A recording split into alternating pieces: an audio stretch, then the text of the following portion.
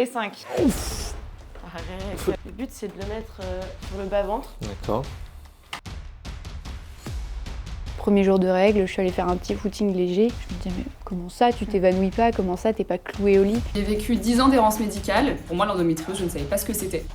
Aïe! Arrête, baisse. T'es bien à combien? Bien, t'es au travail, mais le problème c'est que ton corps, des fois, il te dit bah ouais, c'est bien, t'es au travail, mais moi j'ai mal, faut qu'on s'arrête quoi. Aujourd'hui, c'est la journée mondiale de l'endométriose. Pour l'occasion, François va tester de passer une journée dans la peau de quelqu'un qui est touché par la maladie. Et 3 personnes qui en sont atteintes ont accepté de nous parler de leur quotidien. L'endométriose, c'est la présence de tissus semblables à la muqueuse utérine en dehors de l'utérus qui va créer des adhérences sur d'autres organes. C'est une maladie qui peut être très douloureuse et qui peut avoir un très fort impact sur la vie pro et perso des personnes touchées. Et on estime que ça concerne en moyenne une femme sur 10. Bon, on va aller voir François qui doit être en train de se réveiller. Je lui ai acheté un simulateur de douleur. Et évidemment, vous allez le comprendre, c'est très en dessous et très loin de ce que vivent vraiment les personnes atteintes par la maladie. Bon François, il est 8h30, tu viens de te réveiller? C'est ça. T'as amené une surprise, c'est un simulateur de douleur de règles. Trop bien. T'es content? Très content. Tu vas passer la journée avec. Oui, mais je passe une journée normale, on est d'accord. Oui, c'est une journée normale de travail, juste avec des douleurs. Tu l'as testé toi déjà? Non, mais je vais le tester là, comme ça on va voir comment ça se met. Je vais voir si c'est vraiment comparable quand même. Et ensuite c'est ton tour. Bon, déjà on dirait un peu un téléphone. Hein. Ouais, ou un iPod, ou un truc pour écouter la musique. Oui. Sauf qu'au bout c'est des électrodes du coup. Le but c'est de le mettre sur le bas-ventre. D'accord. Tu mettras une électrode du côté droit et une du côté gauche. C'est bon pour toi? Bah, pour l'instant ça va, oui, c'est pas non plus... Test. Il y a combien de paliers de douleur? Bah alors je sais pas, mais attends, je te montre. Il y a tout ça. Faudrait calculer. La 2, c'est tranquille ou pilou. Hein. C'est comment tu dis?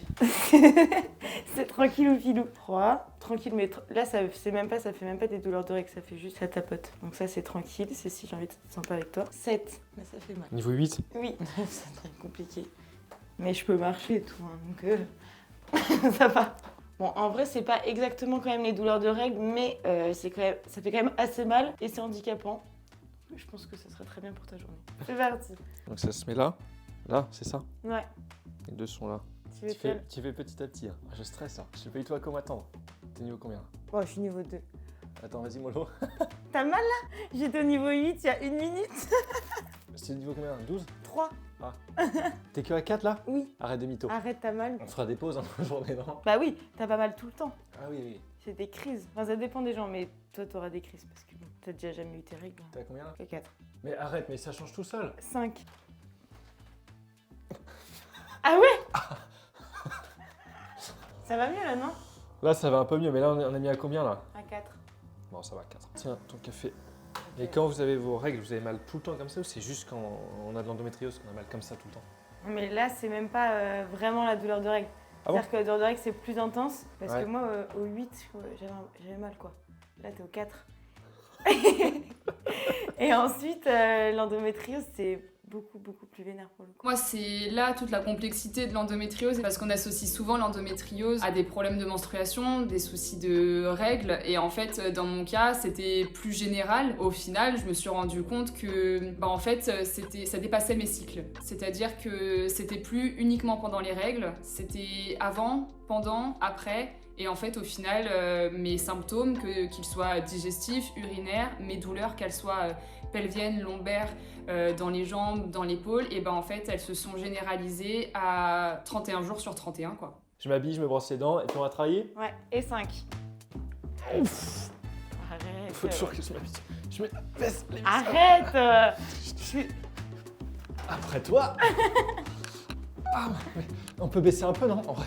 Quoi? Là, pour marcher, on n'est pas obligé de laisser aussi fort, si. Mais tu crois que ça se passe comme ça? Oui. Genre, les filles, elles se disent « Ah tiens, on va baisser un peu ». Bon, l'ennemi de l'endométriose, c'est la sédentarité, mais parfois c'est très dur de se lever et de marcher sur des plus ou moins longues distances pour les personnes qui sont touchées par la maladie. T'as des électrodes que sur le ventre. Ouais. Les douleurs, c'est pas forcément que sur le ventre, ça peut aussi être dans les jambes, dans les bras, dans les épaules. Ouais. Voilà. Et je confirme que c'est quand même pas agréable du tout. Hein. Et ben merci de confirmer parce C'est pas parce qu'avant que, on savait pas. Eh ben on arrive. Bonjour. J'ai mes règles. Oh. Mon respect éternel. Salut. Ça va? J'ai mes règles. Tu commences ta journée de travail là? Eh ben oui, on commence tranquillement. Ça va comment la douleur? Ça va. C'est pas une grosse crise là. Non, là je suis pas en grosse crise. Je suis en... Tu gères pas trop mal? Non, ça va. Mais je commence déjà à avoir faim. Il faut savoir que c'est une maladie qui est très difficile à diagnostiquer, déjà parce qu'elle est assez méconnue et aussi parce que les symptômes peuvent être très différents d'une femme à une autre. On estime que les personnes qui en sont atteintes traversent en moyenne 7 ans d'errance médicale avant d'être diagnostiquées. Je suis diagnostiquée depuis 1 an et demi officiellement, mais ça fait 10 ans, je pense, que je suis en errance médicale et que j'attendais de me faire diagnostiquer. J'ai vécu 10 ans d'errance médicale. Pour moi, l'endométriose, je ne savais pas ce que c'était. Moi, j'ai eu une errance de 15 ans. J'ai été diagnostiquée à l'âge de 27 ans. Les premiers symptômes, c'était quand j'avais 11-12 ans, quoi. Moi, on m'avait conditionné à toujours me dire que de toute façon, les règles abondantes, douloureuses, c'était normal. Donc, je faisais beaucoup l'impasse sur la partie gynéco. Et au fil des années, forcément, les symptômes se sont accentués, les symptômes digestifs se sont accentués avec des troubles urinaires et des douleurs qui se sont généralisées, qui sont remontées jusque dans l'épaule et qui descendaient jusque dans les jambes. On m'a fait passer une IRM abdominopelvienne et le diagnostic est tombé, du coup, endométriose profonde après 10 ans d'errance médicale.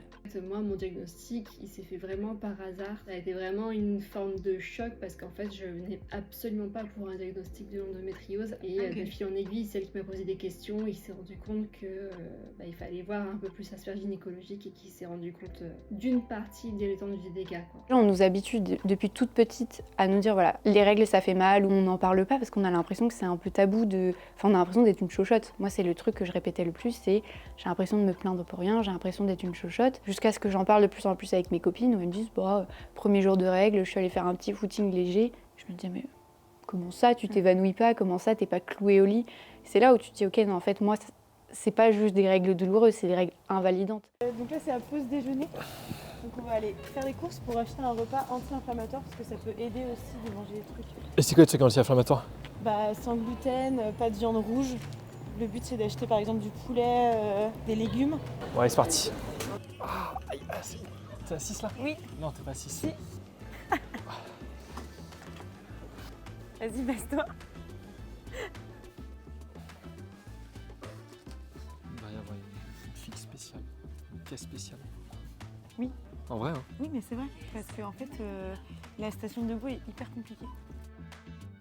Dès que je mange un truc qui est un peu trop inflammatoire ou en tout cas que mon corps a décidé qu'il ne digérerait pas aujourd'hui, ça inflamme entre guillemets toute la zone. Et du coup, j'ai de gros symptômes digestifs, je vais avoir un ventre qui gonfle d'un coup, un ventre de femme enceinte, c'est impressionnant honnêtement. Je vais avoir des nausées, des grosses douleurs au ventre, je m'évanouissais de douleur de temps en temps. Je peux pas faire de grosses bouffes où je m'éclate le bide entre guillemets parce que je sais très bien qu'après je vais le payer et j'ai pas forcément envie de le payer devant tout le monde. Oh, c'est bien doré. Oh, on passe à 8. Oui.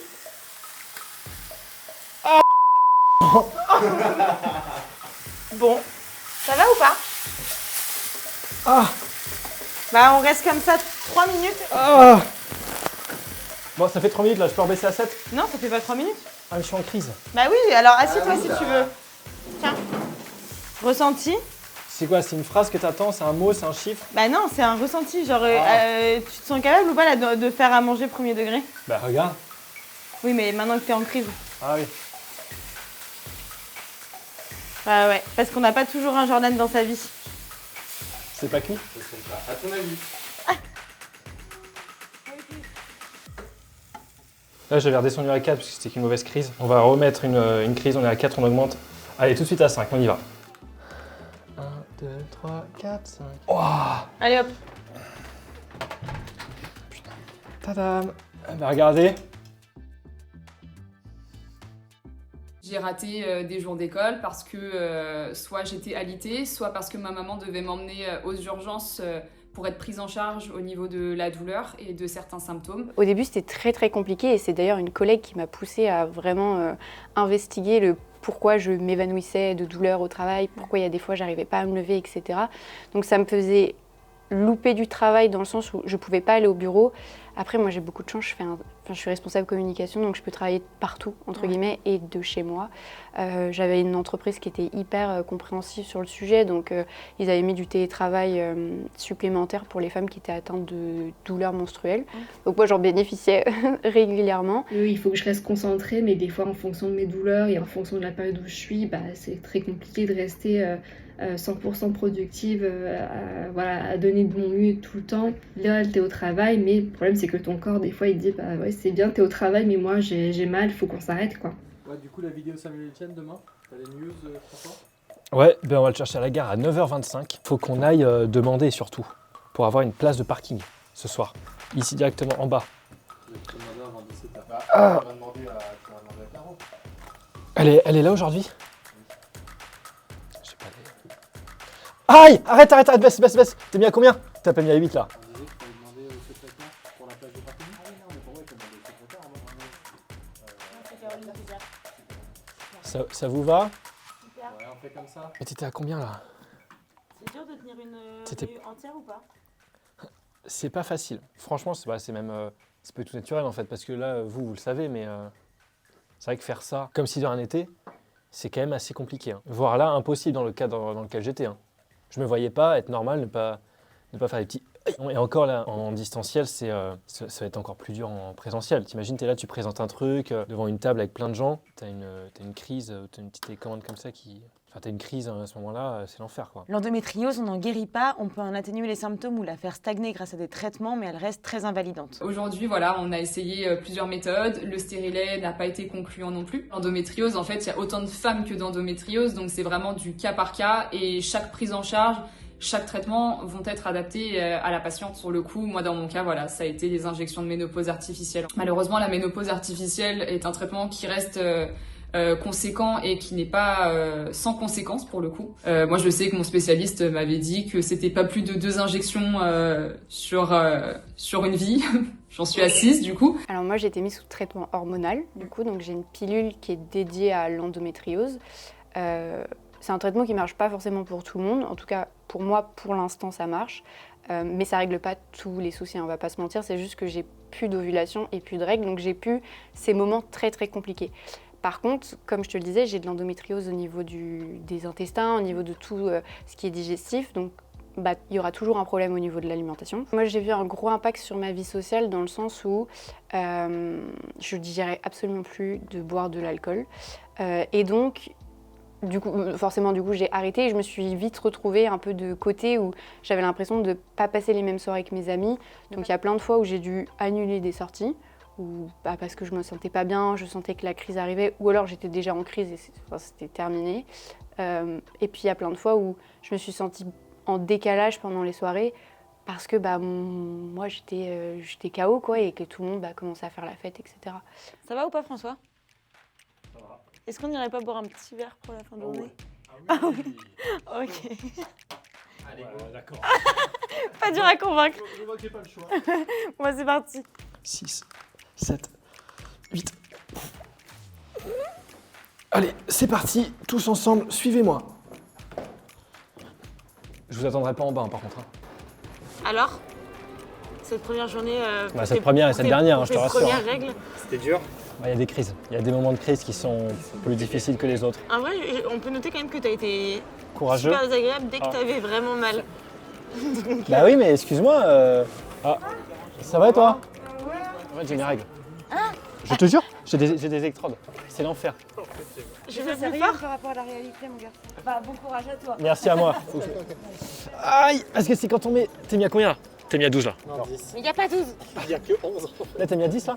C'est une maladie qui peut avoir un réel impact sur la vie sociale et la vie de couple aussi. En plus des douleurs, elle engendre une fatigue intense qui peut empêcher de sortir, de voir ses potes, etc. Et ça touche aussi à l'intimité, donc c'est pas forcément facile d'en parler. Au niveau du couple, elle peut avoir un fort impact également puisqu'elle peut créer des douleurs pendant les rapports sexuels et engendrer de l'infertilité. La pire de toutes, je pense, c'est que l'endométriose disparaît quand on est enceinte et qu'on a un enfant.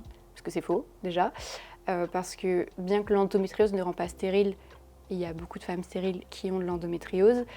Et du coup, entendre ça, c'est pas agréable. Et de toute façon, c'est un truc qui, dans toutes les filles qui ont de l'endométriose et qui aimeraient bien avoir un enfant, se posent la question de est-ce que je vais réussir? Parce que j'ai de l'endométriose. Donc entendre ça, c'est juste horrible, c'est extrêmement déplacé. Et c'est le truc que j'entends le plus, je pense. 3, 2, 1.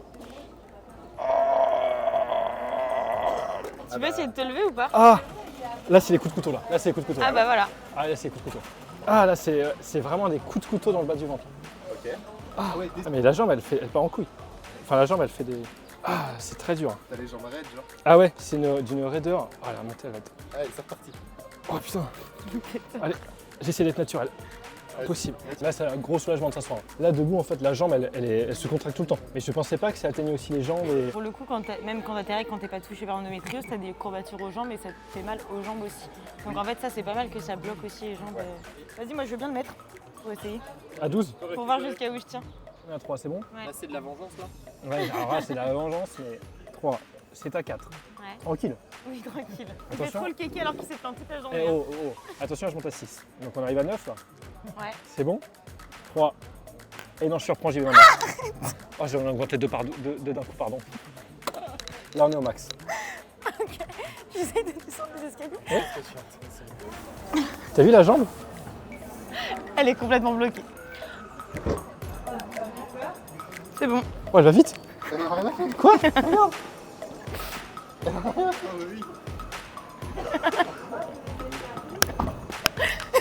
C'est vraiment une chose. Bah, tu mets pas dans la vidéo ça. Hein. Tu mets pas dans la vidéo ça. Je peux sauter aussi. Quoi? Allez, c'est bon. Bon, ça y est, on est arrivé au bout. François, t'as passé tous les niveaux. C'était très dur à la fin. Surtout, je me rendais pas du tout compte de la douleur. Donc vraiment, gros respect. Bah, et puis en plus, là, pour le coup, c'est un simulateur de douleur de règles et pas d'endométriose, donc c'est encore plus vénère pour les femmes qui sont touchées par ça. Si vous pensez que vos douleurs de règles sont pas normales, vous êtes reconnu dans les témoignages des personnes qui ont parlé de leur cas dans la vidéo. N'hésitez pas à en parler à votre gynécologue. J'espère que cette vidéo vous aura plu plus qu'à François. J'espère aussi. Et n'hésitez pas à vous abonner pour les prochaines.